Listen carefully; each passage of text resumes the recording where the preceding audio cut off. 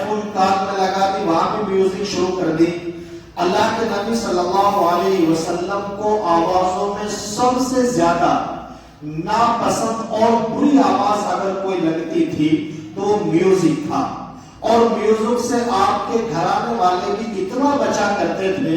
امی عائشہ صدیقہ رضی اللہ عنہا فرماتی ہیں کہ ایک مرتبہ حجرے میں بیٹھے ہوئے تھے کہ ایک اونٹ راستے سے گزر رہا تھا اور اس کے اونٹ کے پیر میں گھنگرو بندھے ہوئے تھے جن کی آواز کھنک رہی تھی۔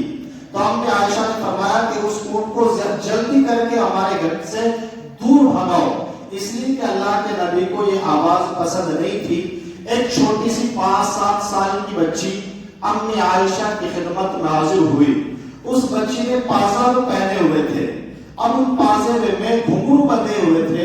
تو جب آپ نے گھنگرو کی آواز کو سنا تو اس بچی سے کہا کہ فوراً ان پازیبوں کو نکالو، اس کے بعد میں میرے کمرے میں داخل ہونا، اس لیے کہ نبی صلی اللہ علیہ وسلم کو اس طرح کی آواز پسند نہیں ہے۔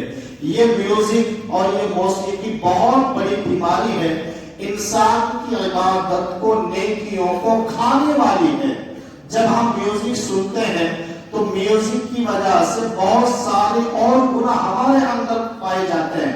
انسان جب میوزک سنتا ہے، غور سے سنو نوجوان سمجھتے ہوں گے، جب ہم کہیں تفریح میں آتے ہیں تو کیا کہتے ہیں کہ بھائی میوزک لگاؤ، تو میوزک لگایا جاتا ہے، پھر جو اپنا کھانا پینا ہوتا ہے وہ ہوتا ہے۔ میوزک کے ذریعے سے انسان کے جو وہ انگ ہیں کہ جن سے انسان کی خواہشات ابھرتی ہیں، انسان کی خواہشات کو ابھارنے والا بھی کیا ہے؟ میوزک ہے۔ اور میوزک انسان کی عبادت کے لیے اتنا خطرناک ہے، نبی صلی اللہ علیہ وسلم کی حدیث ہے کہ انسان کے دل میں نفاق اس طرح سے بوتا ہے کہ جب آدمی کھیت کے اندر بیج ڈالتا ہے اور بیج ڈالنے کے بعد پھر اس کو اگانے کے لیے پانی دیتا ہے، پانی کے ذریعے سے وہ چارہ اگتا ہے، تو اسی طرح سے میوزک سے انسان کے دل میں نفاق پیدا ہوتا ہے۔ اور نفاق کیا ہے؟ نفاق یہ ہے کہ انسان نیکی کرنا چاہتا ہے لیکن نیکی کرنے میں اسے مزہ نہیں آتا۔ ہم نماز پڑھتے ہیں، سوچو، لیکن ہم کہتے ہیں کہ یار آج لمبی قرات کر دی اس لیے مزہ نہیں آیا۔ ہم کہتے ہیں کہ یار نماز میں ہمارا ذہن ادھر سے ادھر جاتا ہے، ہمارا مزہ نہ نماز میں آتا، لمبی قرات ہوتی ہے تو نہ قرات سننے میں مزہ آتا۔ تو یہ علامت کس کی ہے؟ نفاق کی علامت ہے۔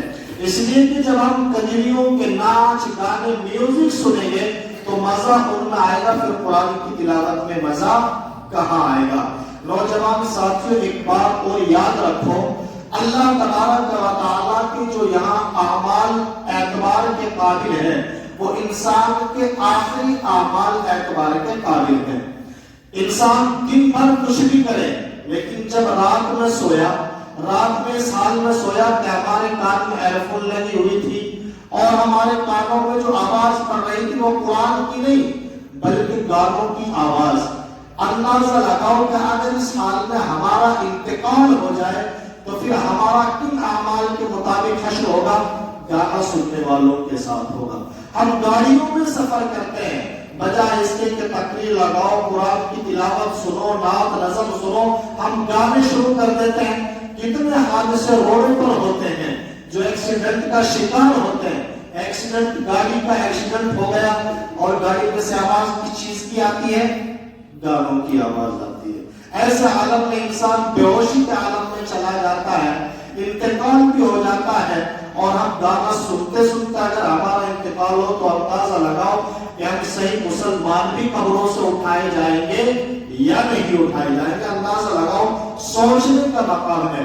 اس لیے نوجوان ساتھیوں، یہ میوزک بہت بڑی بیماری ہے انسان کے لیے، اور میوزک سے سب سے بڑی بیماری جو ہوتی ہے وہ ہوتی ہے کہ انسان کی یادداشت بڑی کمزور ہوتی ہے۔ قرآن کے دل پر، دماغ پر، ان تمام چیزوں پر اثر کرتا ہے۔ جہاں اس کا نقصان روحانی ہے وہاں اس کا نقصان جسمانی بھی بہت بڑا ہے۔ اندازہ لگاؤ، جتنے بھی بڑے بڑے سنگر ہیں وہ زیادہ تر جن کی موت ہوتی ہے وہ اچانک کی موت ہوتی ہے، اٹیک کی بیماری انہیں ہو جاتی ہے، دل کا دورہ انہیں پڑ جاتا ہے سنگروں کو، ان کے پاس کسی چیز کی کمی نہیں، نہ علاج کی کمی، نہ پیسوں کی کمی، لیکن چونکہ جو میرے نبی نے فرما دیا وہ بالکل برحق ہے، اس لیے ان تمام چیزوں سے، ان گناہوں سے بچو، توبہ کرو، اللہ کا دروازہ کھلا ہوا ہے کہ جتنے بھی ہم سے ہو سکے گا انشاءاللہ میوزک سے باز آئیں گے۔ اور ابھی جو یہ جوڑ ہو رہا ہے ابو بکر مسجد میں، اس میں سبھی حضرات تشریف لے جانے کی کوشش کریں۔